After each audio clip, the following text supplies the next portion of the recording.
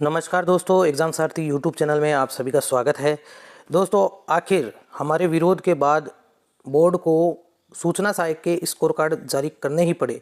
जी हाँ दोस्तों, कल ही जो नाइट में अपडेट आया है उसके अकॉर्डिंग स्कोर कार्ड जारी कर दिए गए हैं।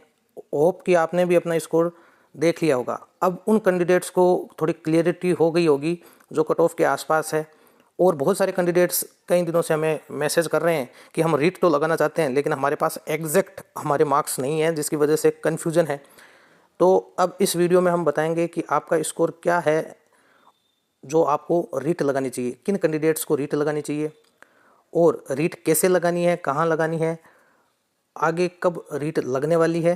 तो वो सब कुछ इस वीडियो में हम डिस्कस करेंगे, तो वीडियो में बने रहें। दोस्तों, सबसे पहले तो बात करते हैं कि बहुत सारे कैंडिडेट्स ये पूछते हैं कि व्हाट्सएप पे कोई ग्रुप बनाया है क्या, ग्रुप बना के पिटीशन लगाएंगे।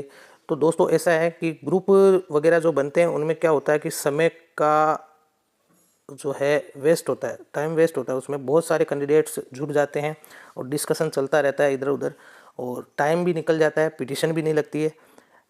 इसलिए इस तरह का कोई ग्रुप वगैरह हमने नहीं बनाया है। हमने रीट अपने स्टूडेंट्स की लगाई है, या जैसे जेआरए में लगाई है वैसे ही सूचना सहायक में लगाने जा रहे हैं।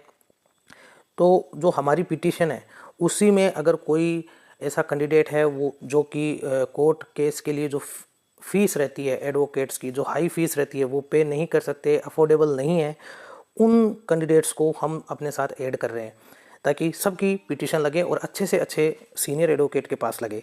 अब होता क्या है कि कैंडिडेट्स क्या करते हैं, जब रीट लगाते हैं तो ग्रुप बना लेते हैं व्हाट्सएप पे, टेलीग्राम पे, कई जगह पर, और फिर ग्रुप में किन्हीं लोगों को, वो अननोन लोगों को पैसा भेज देते हैं, डॉक्यूमेंट्स भेज देते हैं। बाद में कहते हैं हमारी रीट लगी नहीं, हमारा डॉक्यूमेंट में नाम नहीं है, पिटीशन में नाम नहीं आता है, फाइनल जो फैसला आता है उसमें रोल नंबर नहीं आते हैं। तो इस तरह की कई चीज़ें होती हैं। इसलिए आप इधर उधर व्हाट्सएप ग्रुपों में, कहीं पे सोशल मीडिया में रीट लगाने की बजाय जो जेन्युइन सोर्स है, जैसा कि हमारी पहले भी पिटीशन लगी है और उनके बारे में लगातार हम अपडेट दे रहे हैं, और चैनल के माध्यम से भी, और जो व्हाट्सएप के हमारे पिटिशनर्स के ग्रुप बने हुए हैं जो जिस भर्ती से रिलेटेड है, जैसे जूनियर अकाउंटेंट में हमारी पिटीशन लगी है तो उसमें जो कैंडिडेट्स हमारी रीट में जुड़े हैं केवल उन्हीं का ग्रुप बनाया जाता है। बेफिजूल के जो इधर उधर के सोशल मीडिया ग्रुप है वैसे ग्रुप नहीं बनाए जाते हैं जहाँ पर डिस्कशन होता रहता है।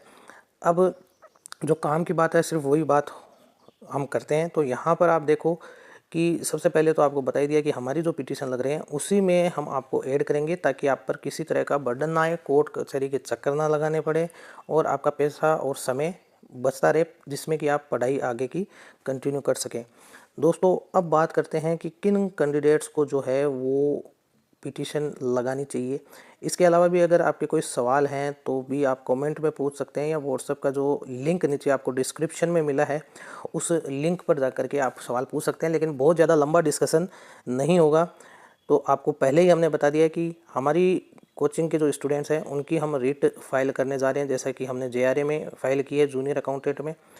इस रीट में अगर कोई कैंडिडेट ऐड होना चाहता है तो वो अपने डॉक्यूमेंट्स भेज सकता है, हम उसको ऐड कर लेंगे, सिर्फ इसलिए ताकि जो कोर्ट केस की फ़ीस है या अन्य जो मेहनत है वो आपको ना करनी पड़े, आपका समय और पैसा बचे, आप पढ़ाई में उसको इन्वेस्ट कर सकें।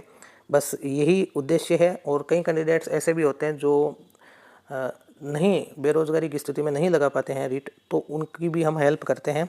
अब दोस्तों, आगे बात करते हैं कि किन कैंडिडेट्स को अब इस रीट में शामिल होना चाहिए। जैसा कि आपने स्कोर कार्ड देख लिया होगा, जनरल कट ऑफ 73 है, तो 73 पॉइंट समथिंग है। तो अब जो कैंडिडेट 73 से थोड़ा बहुत मार्क्स जिसके कम है, क्योंकि दोस्तों सबसे पहले तो आपको बता दें कि जो क्वेश्चन है टोटल नंबर ऑफ वो 7 तो डिलीट हुए हैं, प्लस 2 क्वेश्चंस के आंसर चेंज हुए हैं, तो 9 क्वेश्चंस तो ये सीधे सीधे हैं जिन पर रीट लगनी चाहिए। ठीक है, तो इनमें से जो क्वेश्चंस आपके डिलीट होने से या फिर आंसर चेंज होने से गलत हो गए, लॉस हो गया, उन सब पर आप रीट लगा सकते हैं। या फिर कोई ऐसा क्वेश्चन जिस पर आपने ऑब्जेक्शन बोर्ड में लगाया था फर्स्ट आंसर की पर, लेकिन उसका बोर्ड ने आंसर चेंज नहीं किया, तो उन क्वेश्चंस पर भी लगा सकते हैं। कुछ क्वेश्चन ऐसे भी हो सकते हैं जिनके आंसर भले ही बोर्ड ने नहीं चेंज किए हैं लेकिन वो डिलीट होने लायक है, उनमें मल्टीपल ऑप्शन है, तो उन पे भी आप अप्लाई कर सकते हैं, रीट में ऐड करवा सकते हैं। आगे हम आपको प्रीवियस वीडियो में जो बताया था कि किन किन क्वेश्चंस पर रीट लग सकती हैं, वो क्वेश्चंस वाला वीडियो आप देख सकते हैं। अब जो कैंडिडेट जनरल में हैं और 73 जो कट ऑफ गई है, इससे 2 से 3 मार्क्स कम है, यानी लगभग 70 और 70 से अबव वाले कैंडिडेट्स हैं, उनको रीट लगानी चाहिए। ये केवल जनरल मेल कैंडिडेट की बात हम कर रहे हैं। इसी तरीके से जो आगे 76 तक है, जिनके मार्क्स 73 से 76 तक, यानी 3 मार्क्स आप मान के चलें इधर और 3 मार्क्स इधर। हालांकि पहले यह आइडिया था कि क्वेश्चंस जो हैं वो एक तो ज़्यादा डिलीट हुए हैं, 7 डिलीट हो गए और 2 के चेंज हुए हैं। कुछ क्वेश्चंस पर अभी भी डाउट है, तो कई कैंडिडेट्स कह रहे थे कि हमारे 5-5 मार्क्स कट ऑफ से कम है, तो वो ऐड होना चाहते थे। तो उनका ये है कि दोस्तों ऐसा है कि आप टाइपिंग एग्ज़ाम में पास हो जाएंगे, उसके बाद डीवी के लिए भी कट ऑफ कुछ बढ़ेगी। तो पिछली बार 2.5 मार्क्स के आसपास बढ़ी थी, हो सकता है कि इस बार इतनी बढ़े, नहीं भी बढ़े। तो अगर आप चाहें, जिनके 5 मार्क्स तक कम है कट ऑफ से अपनी अपनी कैटेगरी में, वो अप्लाई कर सकते हैं।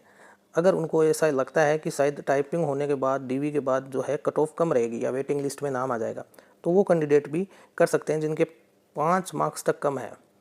और जो कट ऑफ से ऊपर है उनको भी थोड़ा सतर्क रहना है, उनको भी कट ऑफ 76 से अगर अबव चली जाती है तो वो रिस्क में आ सकते हैं। तो वो भी चाहें तो एक आध क्वेश्चंस अगर उनका चेंज हो जाए तो उनके भी मार्क्स बढ़ जाएंगे, तो वो भी लगा सकते हैं।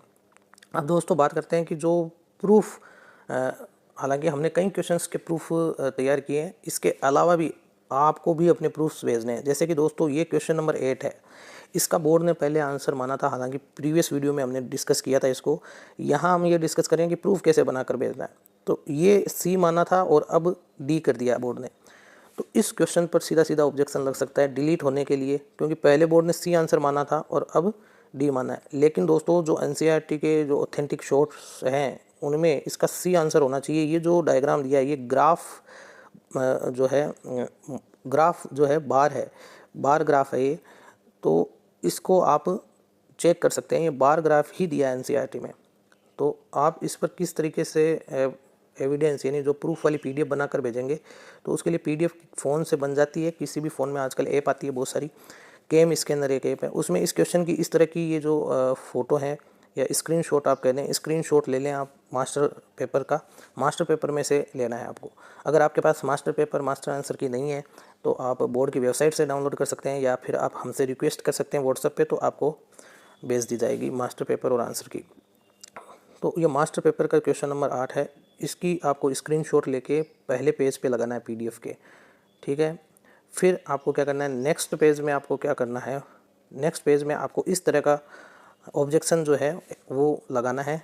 बोर्ड का नाम, master paper question number 8, first answer की में कौन सा ऑप्शन सही माना गया था, सेकेंड फाइनल आंसर की में कौन सा ऑप्शन माना था बोर्ड ने, और कैंडिडेट का आंसर क्या होना चाहिए।